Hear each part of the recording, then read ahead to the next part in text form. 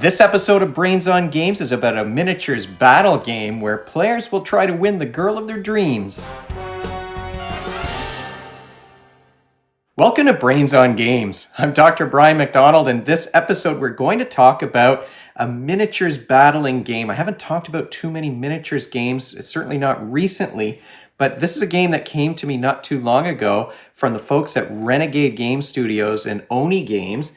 It's a game called, and it's huge, it's a game called Scott Pilgrim Miniatures The World. This is a game for between 2 and 4 players. You can play it with kids age 14 and up, but there are a couple of reasons why it might be more suitable for the older teenagers. And you can play a game in 45 minutes to an hour. Let's look more closely at Scott Pilgrim Miniatures The World. As you could see when I held up this giant thing, you've got this beautiful big box. Everything fits inside and it's totally flat. The artwork is by the artist who drew the Scott Pilgrim comics, Brian Lee O'Malley. I love those comics, and I read them just before the movie came out. I hadn't really heard of Scott Pilgrim before the movie was announced, but I liked Michael Cera, and Chris Evans was in that movie. There were a whole bunch of good... Kieran Culkin was in that movie. So it was a movie that I was looking forward to. I read the comics first, and the comics are set in Toronto, and there's very clear Toronto landmarks in those books. So it was a little extra bonus for a Canadian comic book reader. Once you pop open this box, you're going to see, hang on here. Oh, you can hear the tight fit. You've got the game board. There's a little foam rectangle to make sure that things don't slide around too much, but they do slide around a little bit. When I received this game in the mail, some of the player boards were a little out of place. I had to fix one of the little dials on the top that had come apart. You can see the rule book here. And poor Ramona Flowers, who is the girl that Scott Pilgrim is trying to win by defeating her evil exes, she had lost her base. So luckily I'm a gamer who happened to have some plastic miniatures glue kicking around, so I reattached her to the base, but that's why I didn't put her back in the box just yet. I wanted to do the video first, and I was a little worried maybe the base would come off again. You've got a plastic cover that mostly keeps things in place. It's embossed. You may or may not be able to see it on the camera. It's embossed with a picture of Scott Pilgrim, and the Brian Lee O'Malley artwork is very distinctive. Maybe you can see it better if I hold it at an angle. And then you've got these miniatures. Now, the miniatures are gorgeous in this game. Right away, that's what jumped out at me. You've got Scott in his little parka. And, these guys are more than giving whiz kids a run for their money with these miniatures because they're exactly like what you'd expect from the comic. And, of course, they resemble their movie characters as well. The base game comes only with the first of the evil exes, Matthew Patel, who's in there nice and tight, if I can get him out. You'll be able to see him maybe a bit better under this camera. So this is the evil X that you're going to be battling, and he's got these demon hipster chicks that are his minions that will be helping him out.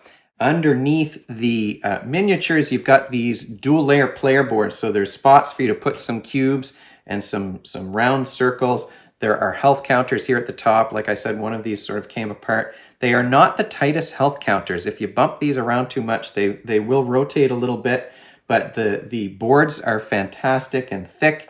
And like I said, they're double layer. Underneath that, you've got the stage. There are a bunch of three-dimensional objects that I'll show you when we set the game up. One extra baggie. And then you've got counters, dice, and there are some, if I can get this out, some item cards underneath that.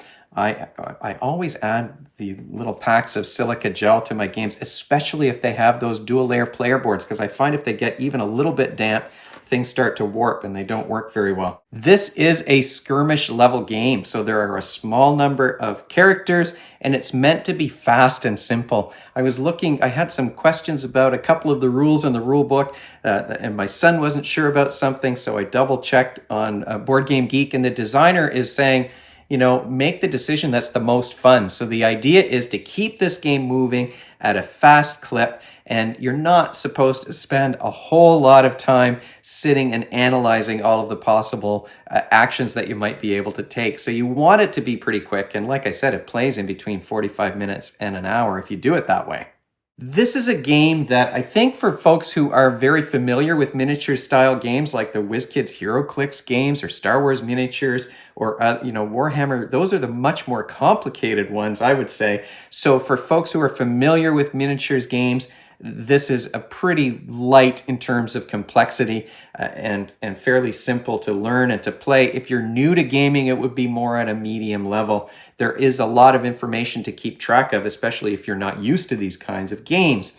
You've got those miniatures like I showed you. There are also these three-dimensional objects. There's tables here in the venue. This is a concert venue where you're going to be doing your battle, and the board pops up. So you've got this back wall that makes it look much more like the comic book or the movie. It does, if you want to play sort of from the side, it kind of gets in the way. You might be able to see it on both cameras, this little wall here.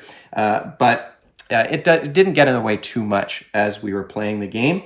You've got the band over here on the other side. Now, that's one thing that I wanted to mention. It does say on the box 14 and up. There are one item card really, because you do get to pick up these items that give you special powers, like a video game controller and things like that. It's a very video game style, or the theme of the book and the movie really does bring video games into the real world. But there's one card that has maybe some salty language on it, and if you know Scott Pilgrim, the name of the band might be something that you want to think about. Certainly for older teenagers, it's not an issue. My kids have both, they're 20 and 18 now, but they've both seen the movie when they were in high school. They both watched that movie, so they were kind of excited to see the figures for this game. You're going to win a game of Scott Pilgrim Miniatures The World by either having the good guys knock out the evil X, Matthew Patel, that player will win. One player is controlling Matthew and his three minions here.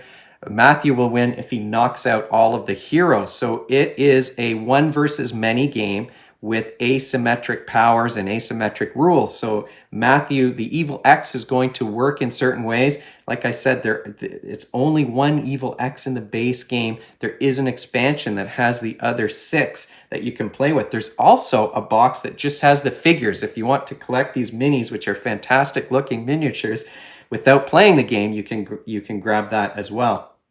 Like all of those miniatures games, this is an area movement game. You've got a board here that's divided up into a grid, so you don't need any rulers or anything like that. Here's Scott Pilgrim's board. You've got a little star here that counts as experience points as you play through the game. So when you do certain things, you're going to be able to move this up, and once it gets to the top, you get some new ability that you can use, and then it goes back down to the bottom to start counting again. You also get, once you level up to the top, an extra combo power that you can use, but you spend that and you only get to refresh it once you earn your next level of XP. So there are not only asymmetric individual player powers, you've also got role-playing elements to the game, which really is a good fit for the video game theme that Scott Pilgrim really evokes when you're reading the comic or watching the movie. How the players activate those powers is by rolling dice. The good guys have 3 yellow dice that they roll, and the bad guys have red ones that have different faces on them, and then there are 2 dice that are shared. So you're going to roll 5 dice, and then you allocate them to the various powers. So I might spend one of these skulls and this little foot to be able to do a base slam, which allows me to damage all of the enemies that are close to Scott. Because they're a band, a lot of the abilities are things like throwing drumsticks or slamming your base. There's a little bit of martial arts battling as well, particularly when you're playing with knives here. Those are the mechanisms that we're talking about. You've got area movement, a one versus many. It's a game where you're allocating dice and advancing your character through levels with an RPG style advancement system. What skills are you practicing by playing a game like this? Well, first of all, it is a very visual, spatial kind of a game. You're measuring out distances. You can move so many spots depending on what dice you roll. Is that going to get me close enough to be able to activate the power that will allow me to injure Matthew Patel in some way? So you've got that spatial problem solving. It's not complex spatial problem solving, and it is a small board. So I would say fairly early in the game, you're going to have everyone crowded together. One spatial element that does become pretty important is that if you cross this midline, you see here, I'll move Scott's board.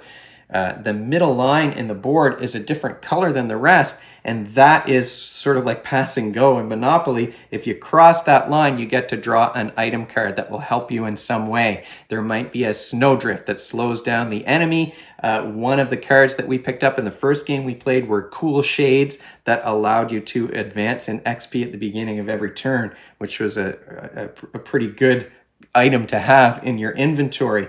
One thing that made my son laugh is that you can get nachos and burritos that will heal your character's health, or you can throw that food at the enemy and it might do 1 damage to Matthew Patel or one of his minions here.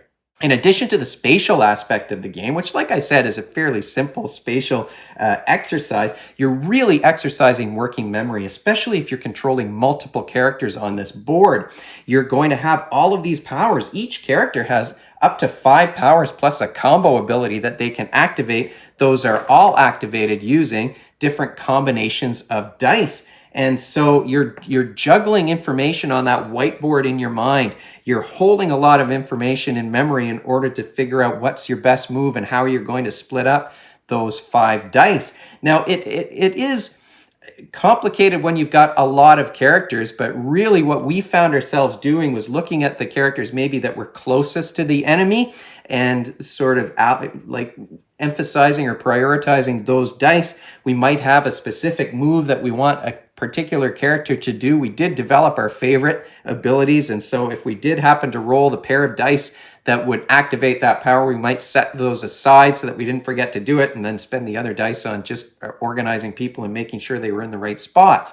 So again, not a huge demand on working memory, not a huge spatial problem-solving game, but you are practicing both of those skills, and the idea is to keep this game moving and not to spend too much time sitting and deliberating over what are you going to do next. You want to keep the pace going because it's like a martial arts battle in the Scott Pilgrim movie.